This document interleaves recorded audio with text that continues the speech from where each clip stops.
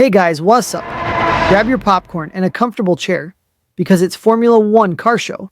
And here I present to you Formula One racing content that someone has to be the voice of what many only think, but never actually voice it on this platform.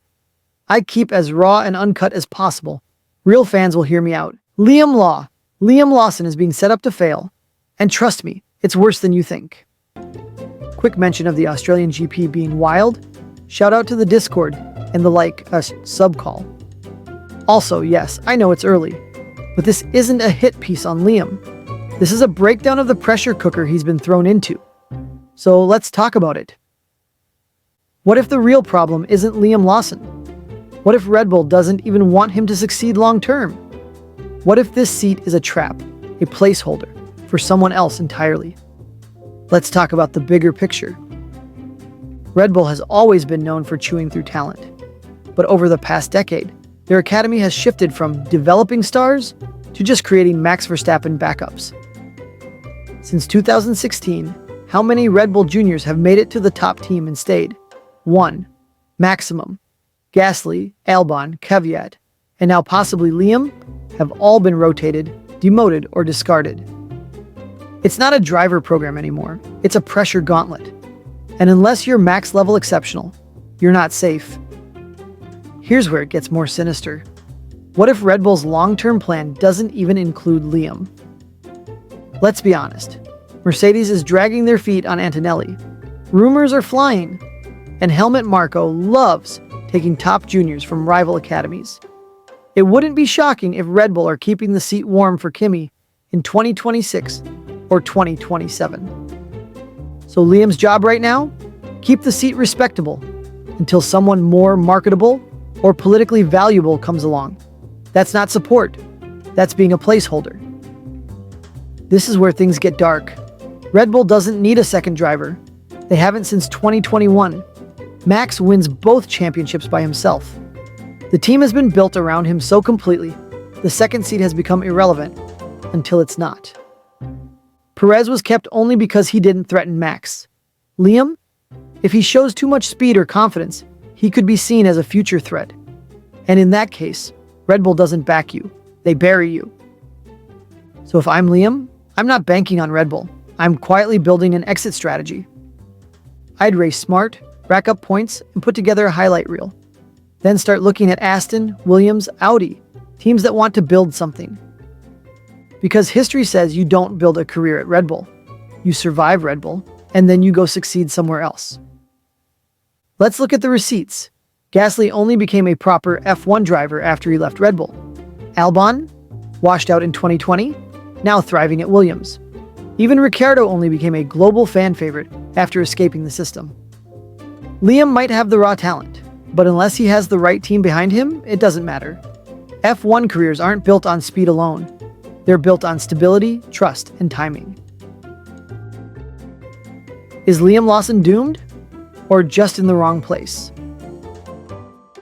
So, back to the question. Is Liam Lawson being set up to fail? Red Bull wants Max to win. That's the whole game. Everyone else is just orbiting around that plan. And Liam? He's just the latest to step up to the plate. But here's the twist. Maybe he uses Red Bull instead. Learns, grows, survives, then pulls a Gasly and thrives somewhere else. Because in F1, surviving your first shot might be more important than nailing it. What do you think?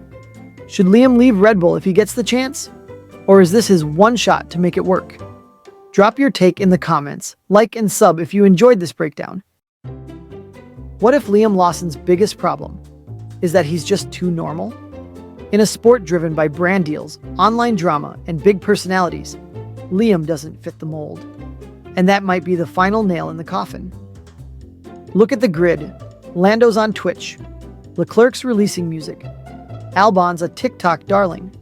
Even Yuki, who barely speaks, has meme status. You think teams and sponsors don't see that? They absolutely do. Drivers are media products now. You're not just judged on race pace.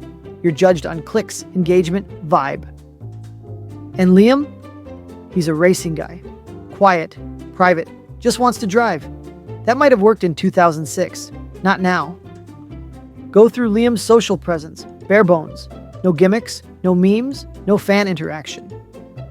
That's not a flaw. That's actually refreshingly honest. But to the F1 machine, it's a problem. You're supposed to build a fan base, sell the brand, be the moment. And when Liam's image becomes the guy who made Alonso mad and took Ricciardo's seat, that silence becomes his narrative, and people run wild with it. Let's be blunt. Red Bull markets its drivers. Max is a monster brand. Yuki is pure meme magic. Ricciardo sells merch in his sleep. Liam? He doesn't play the game. He's not edgy like Max, not bubbly like Danny, not funny like Lando. So where does that leave him? If you're Red Bull, do you back the kid with low engagement and a bad boy rep? Or do you wait for the next big marketable junior to come along? Which leads to drivers forcing it, doing things they don't believe in, saying things they don't mean.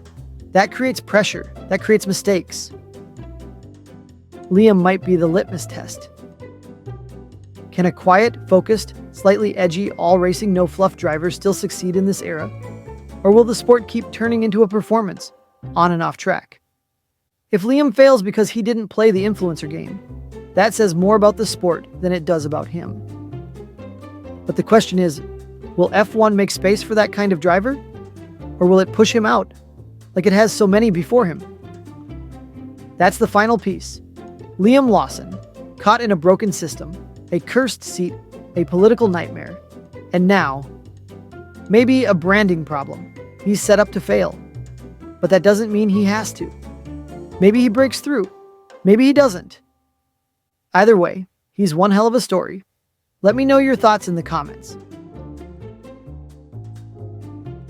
The mental cost of being an F1 and why Liam Lawson might crack. Focus, the mental strain of F1, why Liam might be especially vulnerable, and how Red Bull's culture amplifies it. It's easy to say F1 drivers should handle pressure. But what if the system is literally designed to break you? Liam Lawson might be fast, but no one's talking about the mental side, and how the pressure he's under right now might not just ruin his season, it could ruin his career. F1 is a mental gauntlet. Let's be clear, Formula One is insanely stressful. You're judged on milliseconds. Mistakes live forever online. One bad race can end your career. Now imagine being a rookie, not just any rookie, but one replacing a fan favorite, getting booed, hated, doubted, all while sitting next to the best driver of a generation. You're expected to just deal with it. That's not pressure, that's psychological warfare. The Red Bull environment is brutal. Every team expects results, but Red Bull adds public humiliation into the mix. Gasly talked about how isolating it felt. Albon admitted he had to work with sports psychologists. Perez went from winning in Monaco to being called mentally weak. There is zero tolerance for error, no emotional support, just performance metrics and brutal media narratives. And Liam's thrown into that, with half the experience. Why mental health still gets ignored in F1. Drivers don't talk about this stuff until they're out of the Red Bull system. Then suddenly we hear the truth about isolation, self-doubt, imposter syndrome. Can this be deja vu?